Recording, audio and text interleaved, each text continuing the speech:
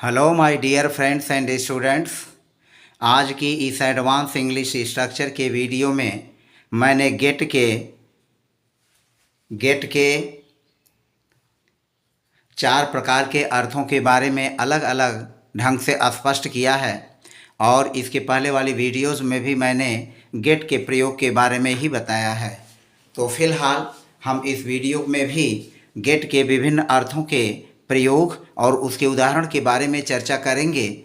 और गेट एक ऐसा शब्द है जो अंग्रेजी में इतना प्रचलन में है कि इसके कई अर्थ निकलते हैं, और अगर इन अर्थों को आपने बारीकी से समझ लिया तो आप अंग्रेजी में ज़्यादा क्लियर हो जाएंगे और ज़्यादा क्लियर ढंग से अपने इंग्लिश कन्वर्जेशन में सफल हो पाएंगे। तो फिलहाल चलते हैं, वीडियो को शुरू करते हैं और एक एक करके गेट के यूजेस को हम देखते हैं।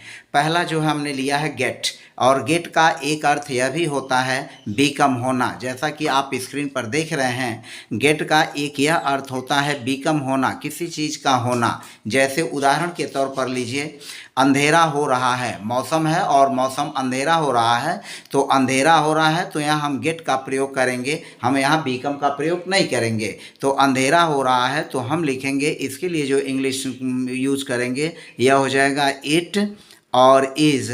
It is getting dark. It is getting dark. It is getting dark. अब यहाँ गेट का अर्थ हुआ होना, तो अंधेरा हो रहा है तो इट इज़ गेटिंग डार्क। हम यहाँ गेट का अर्थ पाना नहीं लगाएंगे, हम यहाँ गेट का अर्थ यूज करेंगे, मीनिंग यूज करेंगे बीकम होना। तो इट इज़ गेटिंग डार्क मतलब अंधेरा हो रहा है। अब यहाँ गेटिंग का अर्थ होगा होना, तो इट इज़ गेटिंग डार्क, अंधेरा हो रहा है। ऐसे ही तुम अभ्यास से गणित में अच्छे हो जाओगे। अब यहाँ देखिए क्या दे रहा है, तुम अभ्यास से गणित में अच्छे हो जाओगे। तो तुम अभ्यास से गणित में अच्छे हो जाओगे तो हम लिखेंगे यू विल गेट। अब यू विल गेट का मतलब यहाँ हो जाएगा मीनिंग होना, हो जाओगे। तो हो जाओगे, you will get better. You will get better, और बेटर हो जाओगे किसमें, at mathematics. You will get better at mathematics. At mathematics कैसे, अभ्यास से, तो बाई प्रैक्टिसिंग हो जाएगा। You will get better at mathematics by practicing. PRACTICING,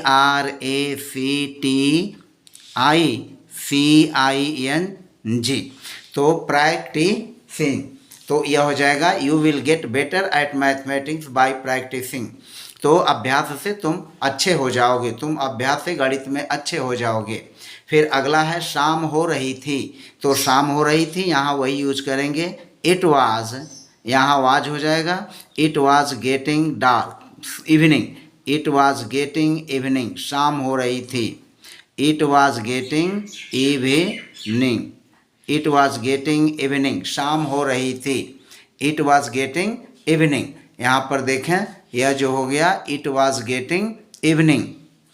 it was getting evening, शाम हो रही थी। इट वॉज गेटिंग इवनिंग, शाम हो रही थी। अब ये देखिए है ठंडी हो रही है, तो ठंडी हो रही है कि लिखेंगे it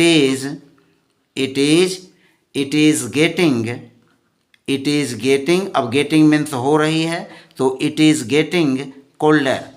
it is getting colder, इसका हो जाएगा इट इज़ गेटिंग कोल्डर, शाम हो रही है। तो आपने देखा कि इन 3 एग्जाम्पल के माध्यम से हमने गेट के अर्थ में क्या लिया, यूज, यानी होना, किसी चीज़ का होना। जैसे गणित में अच्छे हो जाओगे, ठंडी हो रही है, शाम हो रही थी, अंधेरा हो रहा था। तो एक अवस्था से, कहने का मतलब कि अवस्था चेंज हो रही है, तो चेंजिंग स्टेट की दशा में, चेंज स्टेट होने की दशा में हम जो है वो गेट का प्रयोग करते हैं। यानी गेट का अर्थ ये भी समझ सकते हैं कि जब कोई एक अवस्था से दूसरी अवस्था में कोई चीज़ बदलती है होने के अर्थ में, तो हम गेट का यूज़ कर लेते हैं। अब नेक्स्ट चलते हैं, गेट का अर्थ होता है पहुंचना भी। गेट का अर्थ क्या होता है? पहुंचना। तो गेट का अर्थ जो पहुंचना होता है, तो इस सिलसिले में देखिए हमने 3 इंग्लिश के वाक्यों को ही लिखा है। यहाँ हमने हिंदी में नहीं लिखा बल्कि इंग्लिश में लिखा, और हम इस चीज़ को इंग्लिश से हिंदी में सीखते हैं कि हम इस चीज़ को कैसे समझ सकते हैं। यहाँ देखें, यहाँ ही gets his home at 5 PM every day. यह हैबिट है, यह हैबिट की बात बता रहा है, क्योंकि प्रत्येक दिन घटना जो है पर डे घटती है, एवरी डे घटती है। और कै बजे घटती है? 5 PM पर घटती है। तो यह प्रेजेंट इंडेफिनिट का टेंस है, और प्रेजेंट इंडेफिनिट के टेंस में यहाँ जो है ही गेट्स, गेट्स का मतलब हुआ पहुँचता है। ही गेट्स वह पहुँचता है, हीज होम अपने घर, एट 5 PM 5 बजे, एवरी डे प्रत्येक दिन। तो अब हम लिखेंगे वह प्रतिदिन, वह प्रतिदिन 5 बजे, वह प्रतिदिन 5 बजे अपने घर पहुंचता है, अपने घर पहुंचता है। वह प्रतिदिन 5 बजे अपने घर पहुंचता है। तो यह हो गया पहुंचने के अर्थ में। अब यहाँ हम गेट का अर्थ अगर पाना यूज करेंगे तो हम इस टेंस की, या यूँ कहें कि इस सेंटेंस की हम हिंदी क्लियरली नहीं निकाल पाएंगे। अब आगे चलें, when will you get there. अब यहाँ क्या है? वहाँ कह रहा है कि when will you get there, यानी गेट माने पहुँचना, तो देयर मीन्स वहाँ, और व्हेन विल माने कब, यानी आप वहाँ कब पहुँचोगे, यानी आप वहाँ कब पहुँचेंगे। तो इसकी हो जाएगी आप देयर मीन्स वहाँ, आप वहाँ कब, आप वहाँ कब पहुँचेंगे, आप वहाँ कब पहुँचोगे, आप वहाँ कब पहुँचोगे। तो when will you get there. अब यहाँ गेट का अर्थ हो गया पहुँचना, तो when will you get there, आप वहाँ कब पहुँचोगे। तीसरा वाक्य है they got bus station at 4 AM। They got bus station. अब यहाँ गाट का अर्थ क्या हो गया? पहुँचना, और कहाँ पहुँचे हैं? बस स्टेशन, और दे मीन्स ओवे, तो ओवे बस स्टेशन पहुँचे कै बजे? 4:30 बजे। तो हम लिखेंगे ओवे 4:30 बजे, ओवे 4:30 बजे बस स्टेशन, ओवे 4:30 बजे बस स्टेशन पहुँचे। यह पास्ट इंडेफिनिट टेंस का वाक्य है। तो वह हो गया दे got bus station eight 4:30 AM, यानी वह 4 बजे, 4:30 बजे जो है बस स्टेशन पहुँचे। तो यहाँ गेट का अर्थ हो गया पहुँचना, गेट का अर्थ क्या हो गया? पहुँचना अर्थ में।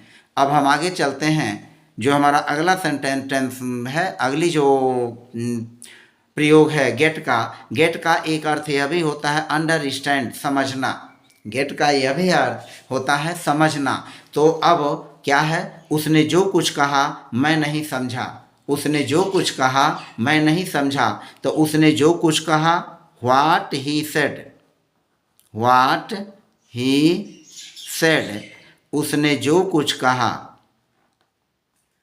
व्हाट ही सेड, उसने जो कुछ कहा मैं नहीं समझा, I did not gate, I did not gate.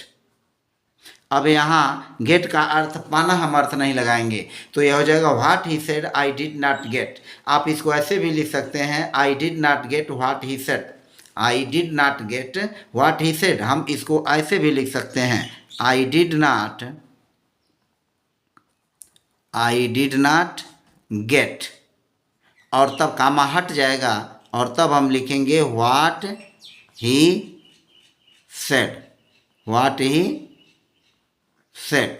I did not get what he said, मैं नहीं समझ पाया, मैं नहीं समझा जो उसने कहा। वह मजाक समझ गया परंतु मैं नहीं, वह मजाक समझ गया परंतु मैं नहीं। तो वह मजाक समझ गया, तो यह पास्ट इंडेफिनिट टेंस का वाक्य है, और हम इसको लिखेंगे he got, he got the joke, he got the joke. यहाँ देखें, ही गाट द जोक, वह मजाक समझ गया। बात क्या कह रहा है? ही गाट द जोक, गाट माने समझ गया, मजाक द जोक, वह मजाक समझ गया। He got the joke but I didn't, लेकिन मैं नहीं समझा। तो he got the joke but I didn't, वह मजाक समझ गया परंतु मैं नहीं समझ पाया। तो इस तरह से गेट का जो अर्थ हुआ अंडरस्टैंड, समझने में भी होता है। तीसरा सेंटेंस है मैं तुम्हारी बात नहीं समझा। तो यहाँ भी देखिए मैं तुम्हारी बात नहीं समझा, समझने के लिए हम अंडरस्टैंड का प्रयोग नहीं करेंगे। यहाँ हम समझा की जगह गेट का भी प्रयोग आसानी से कर सकते हैं। तो हम इसको लिखेंगे I didn't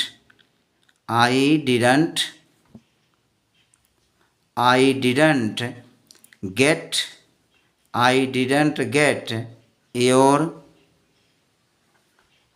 word. I didn't get your word, मैं तुम्हारी बात को नहीं समझा। I didn't get your word, मैं तुम्हारी बात नहीं समझा। तो इस तरह से गेट के जो है समझने के अर्थ में, अंडरस्टैंड के समझने में भी हम प्रयोग करते हैं। अब आइए आगे बढ़ते हैं। गेट का अर्थ जो होता है वह बाई, खरीदना भी होता है, जिसको हम कहते हैं बाई मीन्स खरीदना। अब यहाँ देखें हमने दो एग्जाम्पल्स को लिया है। मुझे कुछ फल अवश्य खरीदना चाहिए, तो मुझे कुछ फल अवश्य खरीदना चाहिए, यहाँ अवश्य और चाहिए है। तो अवश्य चाहिए के लिए जैसा कि आप जानते हैं मस्ट का यूज होता है, और मुझे के लिए लिख लेंगे आई। तो हम यहाँ लिखेंगे आई और फिर हो जाएगा मस्ट। आई मस्ट, मुझे अवश्य चाहिए, क्या चाहिए? खरीदना, हमारा यह मेन वर्ब है। तो आई मस्ट, हमें अवश्य खरीदना चाहिए, खरीदना, तो हम यहाँ गेट का यूज करेंगे न कि बाई का। तो आई मस्ट गेट और फिर कुछ फल, तो लिखेंगे some fruits. I must get some fruits. I must get some fruits, मुझे कुछ फल अवश्य खरीदना चाहिए। अब आगे देख सकते हैं हमने एक और एग्जाम्पल लिया है, क्या हम कुछ जूस भी खरीदेंगे। अब यह फ्यूचर इंडेफिनिट टेंस का वाक्य है और इसमें चूंकि प्रश्नवाचक है तो हम लिखेंगे क्या हम कुछ फल, क्या हम कुछ जूस भी खरीदेंगे। तो हम इसको लिखेंगे विल या शैल, कोई भी यूज कर सकते हैं। विल वी बाई, तो बाई की जगह हम क्या यूज करेंगे? गेट, जूस, गेट का प्रयोग करेंगे। तो will we get some juice. Will we get some juice, क्या हम कुछ जूस भी खरीदेंगे। Will we get some juice. अब यहाँ गेट का अर्थ हो गया खरीदना, क्या हम कुछ जूस भी खरीदेंगे। इसी तरह से आप गेट के इन जो मैंने एग्जाम्पल्स को बताया है, गेट का अर्थ होना जो बीकम हुआ, गेट का अर्थ पहुंचना जो अराइव के अर्थ में हुआ, गेट का अर्थ अंडरस्टैंड जो समझने के अर्थ में हुआ, और गेट का अर्थ बाई, खरीदने के संदर्भ में हुआ। तो इस प्रकार से गेट के इन चार अर्थों को आप अपनी डायरी में नोट कर लें और नोट करके इसी तरह के कुछ और एग्जाम्पल्स को अभ्यास करें ताकि आप इसमें और जो है कुशल हो सकें, स्किल प्राप्त कर सकें। तो फिलहाल आज की वीडियो में बस इतना ही। अब हम आने वाली वीडियोज़ में कुछ इसी तरह के इंटरेस्टिंग जो है इंग्लिश की जानकारी आपको देते रहेंगे।